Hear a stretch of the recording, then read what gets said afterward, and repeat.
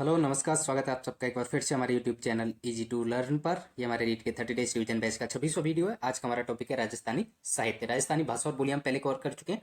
आज हम साहित्य के बारे में पढ़ने वाले हैं। कुछ सामान्य जानकारियों की बात की जाए तो सबसे पहले बात करते हैं डिंगल की। तो ये राजस्थानी साहित्य की प्रमुख शैली है और ये पश्चिमी राजस्थान की शैली है। पहला डिंगल भाषा का जो ग्रंथ था वो पिंगल शिरोमणि था, वो कुशल लाभ ने लिखा था। तो आपको याद रखना है डिंगल भाषा का पहला ग्रंथ कौन सा था? पिंगल शिरोमणि। और किसने लिखा था? कुशल लाभ ने। उसके बाद बात करते हैं पिंगल की। तो ये पूर्वी राजस्थान की साहित्यिक भाषा है जो ब्रज भाषा मिक्स में है इसमें। अब बात करते हैं कुछ कवियों के उपनाम की। तो महाकवि माघ को राजस्थान का कालिदास कहा जाता है। मुणोत नैणसी को राजपूताने का अबुल फजल कहा जाता है। इसके बाद राजस्थान इतिहास का जनक कर्नल जेम्स टॉड को कहा जाता है। इनको घोड़े वाले बाबा भी कहा जाता है। राजस्थानी भाषा का प्रथम उपन्यास, राजस्थान का प्रथम उपन्यास अबलाओं का इंसाफ, जो अंबिका दत्त ने लिखा था, अंबिका दत्त व्यास ने। आधुनिक राजस्थानी साहित्य का पहला उपन्यास कनक सुंदरी था, जो शिवचंद भरतिया ने लिखा था। ये आपको याद रखना है, इंपोर्टेंट है। इसके बाद मोस्ट इंपोर्टेंट, डिंगल का हेरोस किसको कहते हैं? पृथ्वीराज राठौड़ को, जिन्होंने पित्थल और पाथल की रचना की थी। कवि राजा श्यामल दास को कहा जाता है। सबसे बड़ा राजस्थानी भाषा का जो शब्दकोश है वो किसने तैयार किया था? सीताराम लालस ने। तो ये चीजें आपको याद रखनी है। इसके बाद बात करते हैं कुछ राजस्थानी पुरस्कार और पत्रिकाओं के बारे में। देखिए, ये मैंने आपको करंट में बताया था। राजस्थान रत्न पुरस्कार ये 6 लोगों को दिया गया है। कौन कौन से? राजस्थान रत्न पुरस्कार न्यायाधीश दलवीर भंडारी, न्यायाधीश RM लोधा, उद्योगपति अनिल अग्रवाल, उद्योगपति LN मित्तल, शायर सीन कैफ, निजाम और केसी मालू। तो ये आपको याद रखने हैं किस किस को दिया गया है। अब बात करते हैं पत्रिकाओं की। तो मरुवाणी जो है वो राजस्थानी भाषा की मासिक पत्रिका है। इसके बाद देश के दीवाने राजस्थानी सरकार द्वारा प्रकाशित पुस्तक है जिसमें सेनानियों की कीर्ति कथाएं हैं। तो ये चीजें आपको याद रखनी है। राजस्थानी भाषा में रामायण की रचयिता संत हनुमंत कीकर थे। ये चीजें आपको याद रखनी है। इसके बाद चलते हैं कुछ ग्रंथों के बारे में। आप देखिए, सबसे इंपोर्टेंट पृथ्वीराज रासो चंद्रवरदाई ने लिखा था। पिंगल भाषा का यह ग्रंथ है। हिंदी भाषा का प्रथम महाकाव्य है जिसको पूरा चंद्रवरदाई के दत्तक पुत्र जलहण ने किया था। उसके बाद पृथ्वीराज विजय, तो विजय से याद रखिए जय, जयानक ने लिखा था। ये संस्कृत भाषा का ग्रंथ है जिसे जयानक ने पुष्कर में रहते हुए लिखा था। इसके बाद हमीर रासो सारंगधर, हमीर नाम वाली ये सारी पुस्तकें इंपोर्टेंट है, एग्जाम में आती है और इनमें कंफ्यूज नहीं होना है। तो हमीर रासो सारंगधर ये संस्कृत भाषा का ग्रंथ है। हमीर महाकाव्य नयन चंद्र सूरी, इसमें रणथंभौर राज्य और हमीरदेव चौहान का वर्णन मिलता है। इसके बाद खुमान रासो, इसमें रचना मेवाड़ के गोहिल वंशी राजाओं बप्पा रावल तक की वंशावली मिलती है। इसके बाद विशलदेव रासो नरपति नाल है, ये इंपोर्टेंट है। इस काव्य की मुख्य महिला पात्र का नाम राजमती है, मालवा के राजा भोज की पुत्री है। और इस काव्य में विक्रयराज चतुर्थ का वर्णन है किसका? विशलदेव रासो में। इसके बाद है संगत रासो, गिरधर आशिया ने लिखा था।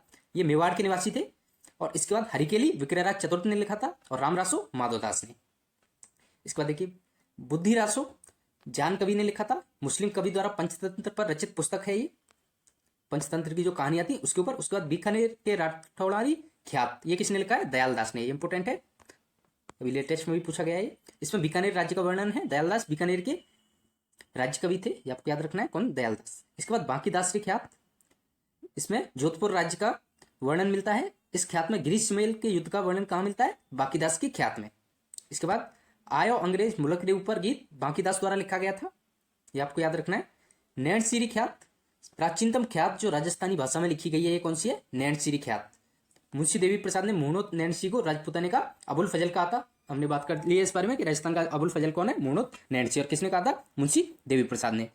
मुणोत नैणसी ने जोधपुर के राजा जसवंत सिंह के, ये किसके दरबारी कवि थे? जोधपुर के राजा जसवंत सिंह के। मारवाड़ परगना री विगत मुणोत नैणसी ने लिखा है ये ग्रंथ और इसको राजस्थान का गजेटियर कहा जाता है, ये आपको याद रखना है। इसके बाद श्रृंगार हार हमीर ने। कौन सा? श्रृंगार हार। इस ग्रंथ में मेल राग पद्धति का वर्णन मिलता है। इसके बाद मोस्ट इंपोर्टेंट वैली कृष्ण रुक्मणी, वो गंगा लहरी। वैली कृष्ण रुक्मणी, इसको इस ग्रंथ को 5वां वेद और 19वां पुराण कहा जाता है, ये आपको याद रखना है। ये किसने लिखा था? पृथ्वीराज राठौड़ ने, जिन्हें पीथल कहा जाता है, जिन्होंने पाथल और पीथल की रचना की थी। और इन्होंने खुद को पीथल बताया था और महाराणा प्रताप को पाथल कहा था। इसके बाद बीकानेर निवासी पृथ्वीराज राठौड़ को टेसीटोरी ने डिंगल का हेरोस कहा था, ये आपको याद रखना है कि पृथ्वीराज राठौड़ को डिंगल का हेरोस किसने कहा था? LP टेसीटोरी ने। कन्नड़ दे प्रबंध पद्मनाभ ने लिखा था, इंपोर्टेंट है। ये राजस्थान का महाकाव्य जिसमें अलाउद्दीन की जालौर विजय अभियान का वर्णन मिलता है। किसमें? कन्नड़ दे प्रबंध में। और किसने लिखा था? पद्मनाभ ने। फूलेमाला उद्योतन सूरी ने लिखा, इसमें जालौर का वर्णन मिलता है, मरु भाषा का वर्णन मिलता है। इसके बाद राव जयसिरो छंद बिठू सुजा ने लिखा, ये बीकानेर का काव्य ग्रंथ है। इसके बाद राजरूपक कवि वीरभान ने लिखा, जोधपुर महाराज अभय सिंह और बुलंद खां के बीच हुए अहमदाबाद युद्ध का आंखों देखा वर्णन डिंगल भाषा में किसमें मिलता है? राजरूपक में।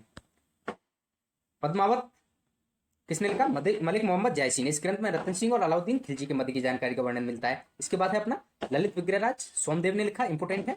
बिहारी जी ने कौन से लिखा? बिहारी सतसई।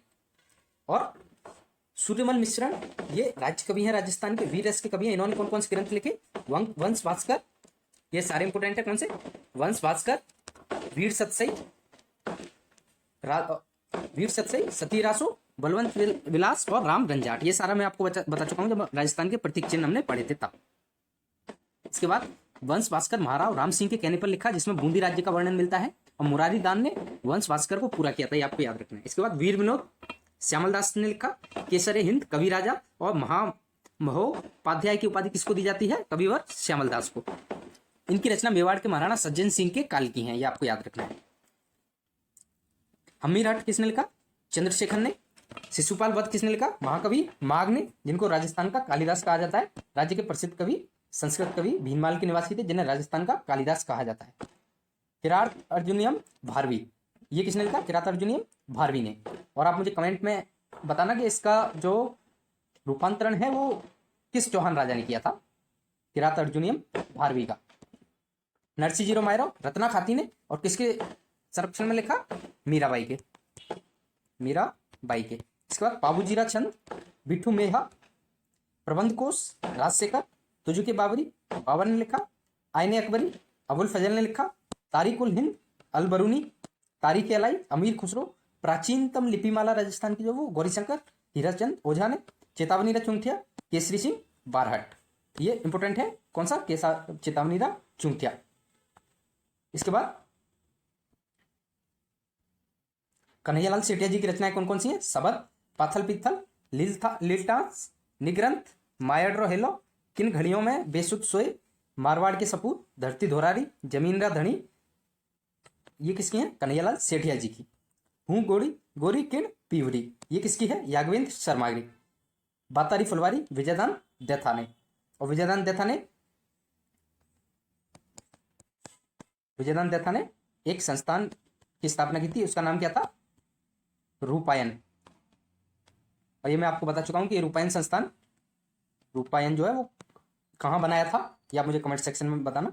ये इंपोर्टेंट क्वेश्चन है कि रूपायन संस्थान की स्थापना कहाँ की गई थी, किसने की थी? विजयदान देथा ने। इसके बाद सुजान चरित्र, सूदन कवि, एकलिंग महात्म, कान्हड़ व्यास, अकबरनामा, अबुल फजल, पोपावाई रिपोल, जयनारायण व्यास, गोरा बादल रिबात, हेमरत्न सूरी, राजपुताने का इतिहास, गौरी शंकर ओझा, रुठी रानी, केसरी सिंह बारहट, भक्तमाल, नावादास, हम्मीरायण, भाउंड Vyas, Prithviraj Rathore, Kanhad De, what are the Indian states, ये किसने लिखा था? विजय सिंह पथिक ने। तो ये होती है अपनी राजस्थानी साहित्य पूरा। और जो कन्हैयालाल सेठिया ने जो पीथल और पाथल लिखा था, पीथल और पाथल, उसमें महाराणा प्रताप को पाथल और पृथ्वीराज राठौड़ को क्या पीथल बताया था। मैं गलती से पृथ्वीराज राठौड़ बोल गया था कि उन्होंने लिखा था, लेकिन कन्हैयालाल सेठिया ने लिखा था। और किस किस के लिए? महाराणा प्रताप और पृथ्वीराज राठौड़ के लिए, जिनको डिंगल का हेरोस कहा जाता है। तो ये हुआ हमारा पूरा टॉपिक। तो अगर आपको वीडियो पसंद आया हो तो वीडियो को लाइक करें, चैनल को सब्सक्राइब करें। Thank you.